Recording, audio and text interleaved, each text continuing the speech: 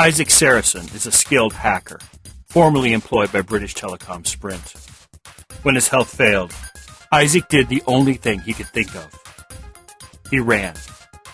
He found a haven in a working-class district of the city known as Little Russia. There Isaac took on a new name, Ishmael. He then became embroiled in the affairs of a brutal member of the Lamadiza organized crime family, known as Leo. Convinced by his longtime friend Frankie to flee from his commitments to the Lamadiza family, Isaac found himself hunted by the ruthless Leo. On a rooftop, far from witnesses, Leo murdered Frankie. Only through the use of his skills as a hacker was Isaac able to drive Leo off. Wounded, alone, and far from help, Isaac depended on the kindness of strangers. One stranger, a burqa-wearing doctor known as Fatima, took pity on Isaac and helped him make his way to the mysterious Star X line. At the end of all hope, they found the Star X line and the slim promise that the enigmatic beings behind the Star X could save Isaac from the implants which destroyed his life. What do you do when those who saved you have recorded everything you are?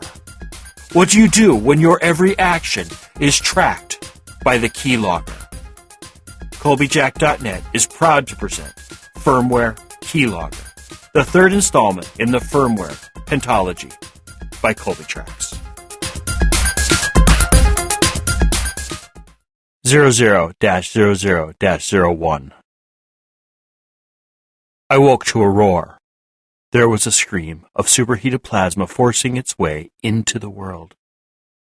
I felt the weight of the world on my chest and knew in my heart where I was. I was on a fast lifter. One of the last, noisy, dangerous, expensive rockets was all around me. The chamber I was in, barely large enough for the 10 seats arranged in a circle about the central axis, was the core of the Manx capsule. I tried to raise my hands to see if what I perceived was true. It was impossible, the weight of my arms too much for my emaciated muscles to overcome. I tried to lift my head, to try to see my arms, to see my legs, to see anything of myself. That failed to achieve the results I wanted. The weight of my skull would have been enough to prevent me lifting my head so my eyes could see my hands. But it was weighted down even more by a stifling helmet which encased my head. My muscles had weakened. Of that I was sure. Between the self-induced starvation and the lack of physical activity, I had lost a lot of muscle mass. If I could only see myself in a mirror, I would know the truth. My body was a wreck.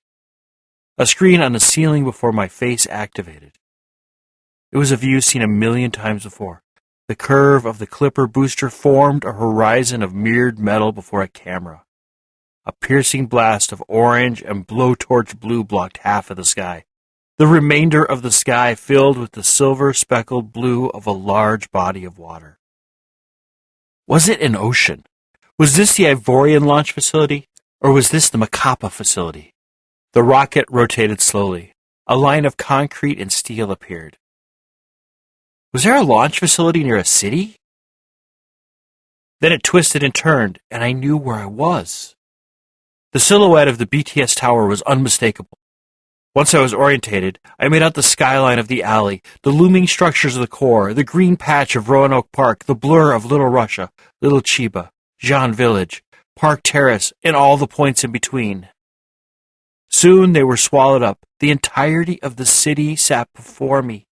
From the boroughs in the east to the lakes districts in the west, for a fleeting moment, I saw the limits of 1/3 of a billion lives. Then we passed through a cloud. By the time it fell far enough behind us to no longer block the view, the city was lost in a sea of green, blue, and white. The city of my life was lost to my vision. The world is too immense for anything made by man to mean much, no matter how mighty the work. I felt the first stage cut out. I knew what would happen next. The first stage booster would drop off, abandoned like an empty wine bottle. I watched it tumble from view. In my mind's eye, I could picture the carbon nanotube hull of the first stage expanding, shifting, and changing. First it would expand along a seam the length of the booster. The seam would form into a pair of wings. These wings would expand ever so slowly as they retarded the tumbling of the now unneeded first stage. Once the tumbling was stilled, the wings would shift and change until the booster was a glider, with enough lift to keep it airborne as long as mission control deemed necessary. I knew that in its final descent, the boosters would no longer rely on aerodynamic lift, becoming just another one of the dirigibles which slowly circled the globe. How sad. To be born for thunder and lightning, but doomed to silence and solitude. There was a lesson there, I was sure.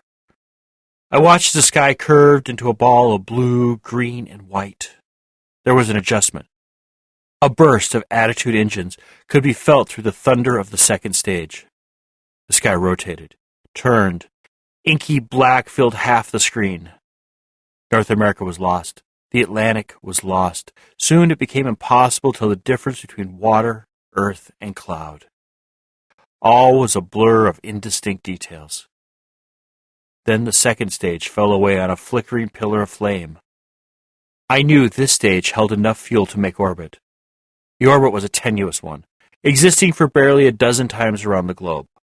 Enough time for a recovery team to rendezvous with it. Enough time to be parked until an empty slow lifter could add it to the mass of refuse it would carry back to the earth below. And still, there was an acetylene glare. A flash of perfect blue shone against the black sky and marbled horizon behind me. There was a third stage. Why was there a third stage? The Manx capsule held more than enough fuel to reach the high orbit of Is City. Why would we need more? Were we going somewhere else? Was there somewhere farther out than high orbit? I must have asked those questions aloud, for a voice came to me over my helmet speakers. A voice I remembered from late nights over coffee in dorm rooms a lifetime ago. It was the voice of Steve. What was his last name? What was it? Something to do with a spider. Toffet? No, Moffat. Steve Moffat, the Aberdeen scholarship student with an amazing amount of interest in virtualization, the art of making the imaginary real. I had not heard his voice in over a decade, but still I knew it was him. His voice sounded the way it had all those years ago as we drank coffee and dreamed of the changes we'd make in the world. "We have far to go before we arrive," he said. "Oh, so very far to go." "Where are we going?" I asked. My eyes were riveted to the acetylene glare on the horizon of my screen. I couldn't look away. There was something pure, refined, and untouched by the world. Here was something that could not be tamed, only controlled. It reminded me of maker arts at St. O'Hay's School for Boys. I remember Pater Jageretta standing before the class explaining the dangers of the plasma cutter. "Do not shake hands with the plasma cutter. The plasma cutter has no friends." He had shown us the booth where the plasma cutter sat at the end of a long, flat armature. He had pointed to dark red splotches along the floor. "I know the flame is tempting. I know that no matter what I tell you, one of you will attempt to touch the flame. One of you will forget that the cutting arc is over 45,000 degrees. I can't blame you. That number sounds outrageous to me, and I have had to clean up the mess left when a student forgets that the plasma cutter is not just hot, not just very hot, but hot enough to melt through skin and bone." He'd then point at the stains and shake his head before saying, "Don't worry, just stay outside the booth, and you won't end up like..." He'd trail off as if he were remembering something horrible having to do with young men and plasma cutters, which happened in that very booth. "The flame has no friends," I said softly. "No," Steve answered. "The flame has many friends. One just doesn't hug the flame." "What was that?" I asked, disturbed by how fluidly This college friend, forgotten for years, seemed to have integrated himself into my thoughts. I said, "We will be arriving at Farside Refuge in about 10 hours. Steve answered, as if everything which I had just experienced was but a glitch in my memory. He hadn't heard me mention the flame. I had never mentioned the flame. Nothing was wrong. Farside Refuge? I asked. What is that? The end of the Star X line, my friend. The place where you find out what is really going on. That is what you wanted, right? Steve Moffat said this as smoothly as if he and I were discussing which type of network connection I should use to maximize data throughput. Find out what is going on? I had never asked for that. I wasn't a seeker of meanings and reasons. I was a guy with a batch of bad wiring in his head who needed a neurosurgeon to patch him up. I needed to get patched up, trap the infamous hacker Mosbana, save Nona from the evil Georgian gangster Leo, and jailbreak a Class 6 electronics maker for Ferran. I didn't care about any secrets, any hidden knowledge, anything at all, in fact, unless it would solve one of the above problems. I said as much over the next several minutes as the Earth slowly changed from a curve to a disk filling the camera. Something is wrong here, I said absently after finishing my tirade. What could be wrong? Steve asked with the interest of a wine connoisseur discovering a new type of cork. We are still accelerating. It feels like we are under a lot of acceleration, and it hasn't diminished at all. What are we doing? A full G of acceleration? Where are you taking me? What's going on here? I asked as I attempted to lift myself from my acceleration couch. The suit was heavy and bulky, but I knew if I just got a bit of leverage, I could get out of the seat. Sure, we were under acceleration, and a lot by the standards of a booster engine, but not more than what I lived under every day back in the city. That will not do, Steve said in a calm voice. Not at all. I'm administering Valuprax at a rate of 5 micrograms a second. You should feel a little less distressed in a few moments. Please stay in your seat. What's going on? I asked as my arms became leaden. You are on your way to the Farside Refuge on the dark side of the moon, Steve said without a hint of caring. Though I really don't know why they call it that. It sees the sun as often as the light side of the moon. My head was thick. My world was becoming a tunnel lit by the brilliant, white, blue acetylene torch at the base of the screen hanging above my head. What are you doing to me? Steve answered with a distracted cluck. I have administered 5 micrograms a second of Valuprax to you. This will allow you to better enjoy your trip to the Farside Refuge. My tongue was thick. Why? I struggled to get out. Why? That is the interesting bit, Steve said. His voice sounded low and distant in my ears. What if I told you that this was the part in your story when you journeyed to the witch's house to learn her secrets? What? I choked out, the deadly flame of the cutting torch before my eyes. Or, Steve continued as if I didn't exist, this was your time to hang from the world tree for 3 days upside down in order to learn the secrets of the world. This was so wrong. I tried to choke out a response but couldn't. Steve continued in a flat voice, a voice which spoke of repetition and distraction.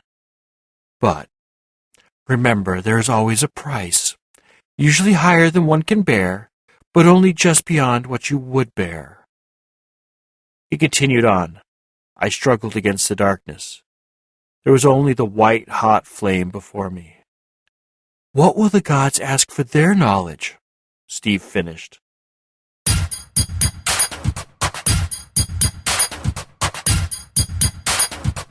Firmware Keylogger is the 3rd book in the firmware pentology. That's 5 books, if you must know.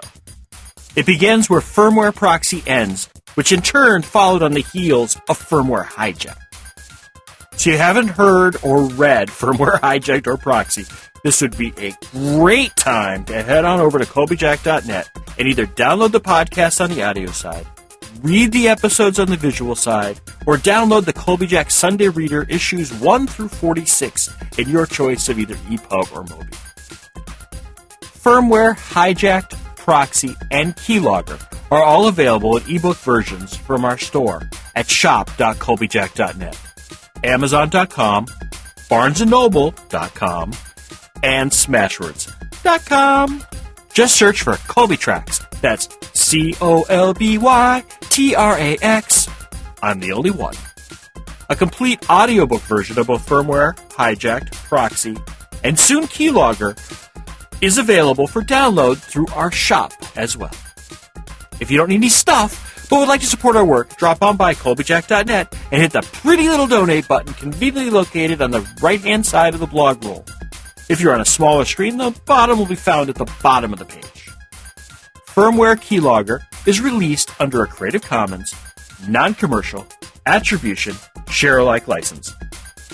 Do what you want with it. Just don't sell it, and always tell people where it came from.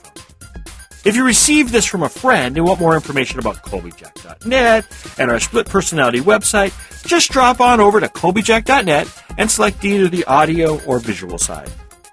The audio side carries our podcast, while the visual side carries our writings. Whichever side catches your fancy is fine with us. We're of two minds about the whole thing anyway. I do mostly Twitter, so if you do the tweets and want to follow me, I'm Colbytrax. That's Colbytrax. Thank you once again. Remember to be fabulous and have a wonderful week.